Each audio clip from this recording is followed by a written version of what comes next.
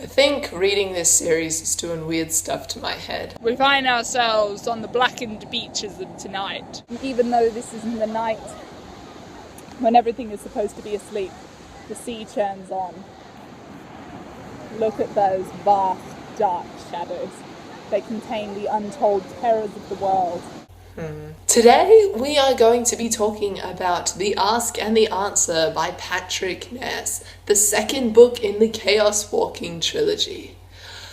I want to start out just with my general thoughts, and those are that this was a really great sequel. I think I do like the first one better, but I'll get to those reasons why in a minute. But just the direction that this story has taken and the overall storytelling ability that Patrick Ness has is just so amazing. He weaves this world, he creates these characters, these stories, these clashes of personalities and morals and everything, and it's just so great to read about. Even though this is a fictional world and all of these characters are just words on paper that Patrick Ness conjured up in his mind, they act like real people.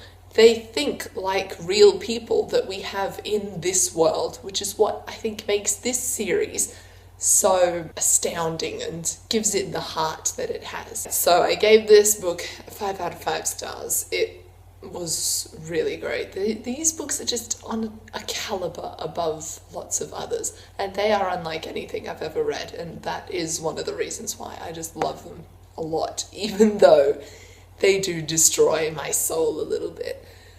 So that's all I'm really going to say without diving into the actual events in this book. So if you have not read this one or The Knife of Never Letting Go, the first one, I would suggest that you leave, then come back and we can discuss. Okay? Okay, so we start off this book real mafia style. We could do this the easy way or the hard way. It's all in your hands, Toddy boy. Just make the right decision and all this will stop. You'll never get it out of me. And immediately we start to see a lot more of the mayor.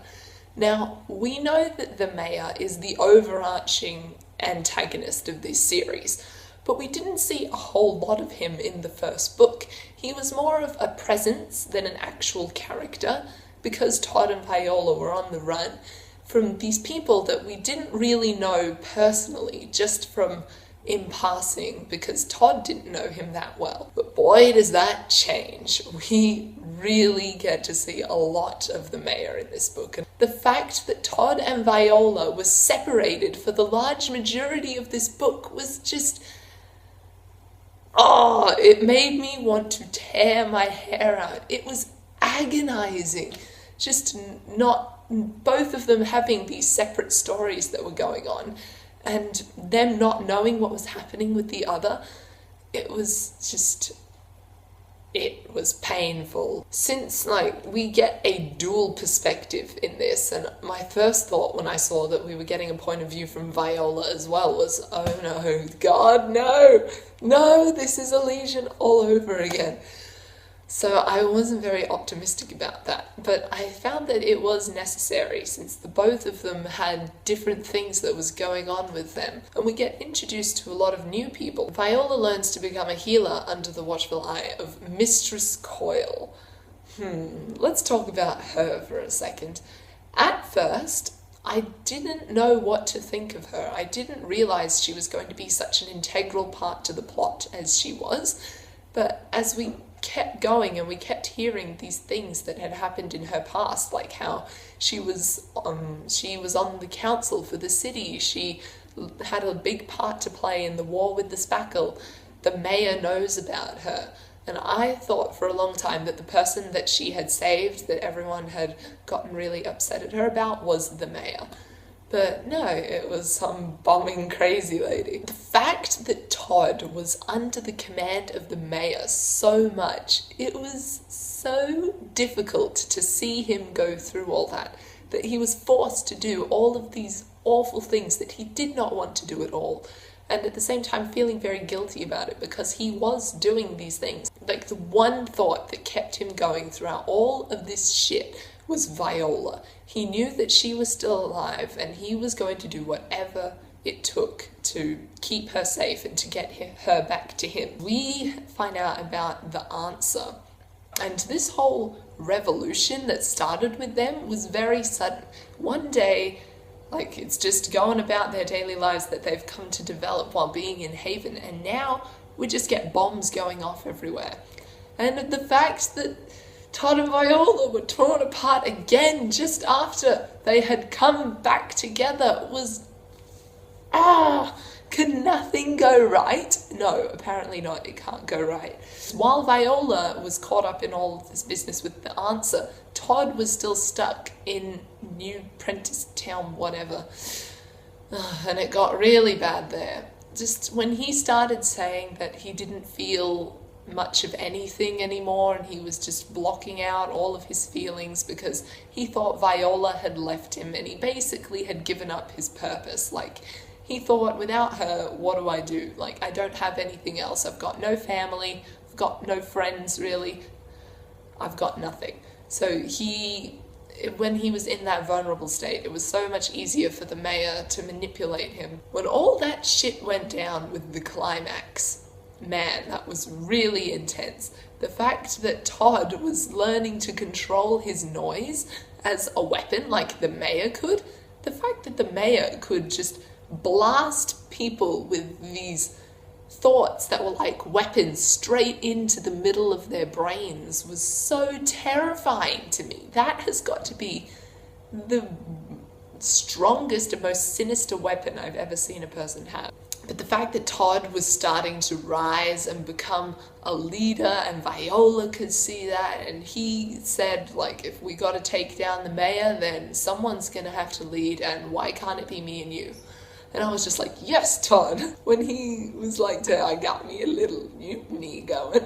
Oh, that was so great. I loved that part. Oh man, that ending though. I knew from the start that the mayor was a pretty cold-hearted guy, that he had an agenda and he was going to do whatever it took to get where he wanted to be. But the fact that he shot his own son in cold blood was awful. I hated Davy so much. Like, obviously in the first one he is written as nothing but a negative person, and then at the start of this one too, him basically being like a slave driver to Todd and the Spackle just made me hate him even more. But obviously, as Patrick Ness proves time and time again, people are so much more than we first think of them. Even though he didn't redeem himself completely in my eyes, I could understand the reason why he was doing the things that he was doing.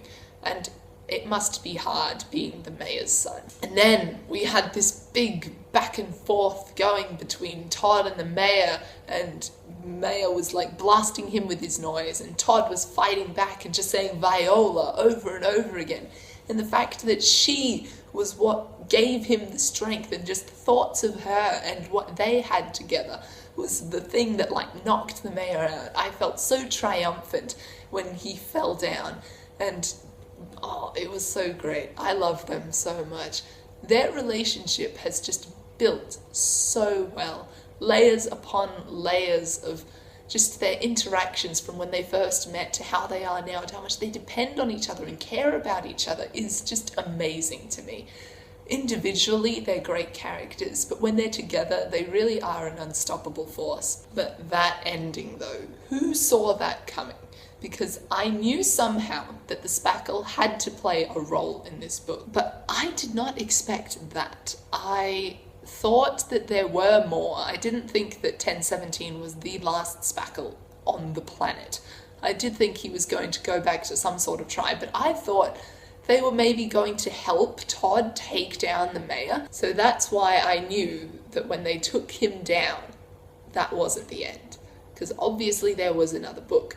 But as well, you might have learned from reading these that it is very dangerous to get hopeful about things. And so, of course, in this moment of triumph and victory, like the only one that we have in this whole book, there hasn't really been just a genuinely happy scene. So when we finally get this sense of victory, it's immediately taken away by a spackle army. Wow.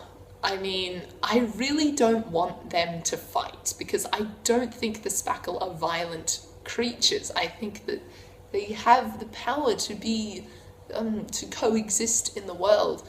And just trusting the mayor, you know that that is going to come back to bite him, because he will never give up. That is one thing you can guarantee about the mayor. He will not stop. It doesn't matter if he has been taken in a setback because of this whole uprising. He's not going to stop doing what he has to do. And that is a sad fact of life. So after I finished this, I immediately went on and read The Wide, Wide Sea, which is the second short story set 13 years ago, before the big war with the spackle. And I won't say too much about it, but it looked like it was going to follow the course of the typical Patrick Ness depressiveness, where everything is great and then it sucks. But thankfully, it took a happy turn at the end, and I can tell that the things that happened in that story, it's going to come into play in Monsters of Men big time. I have no idea what is going to happen. I have heard that Monsters of Men is just full of feels. I'm sure lots of people are going to die. I really hope Todd and Viola make it through, because they're both such great people. I'm really scared to read it. I need to read something happy and sugary sweet before I dive into that, I think. Just because sometimes you don't want your soul to be destroyed. But nevertheless, I am very excited and curious to see how everything turns out. I don't have any theories, just hope. Gotta keep on hoping, even though we know that that is a very dangerous thing to do. Anyways, I will see you next time. Goodbye.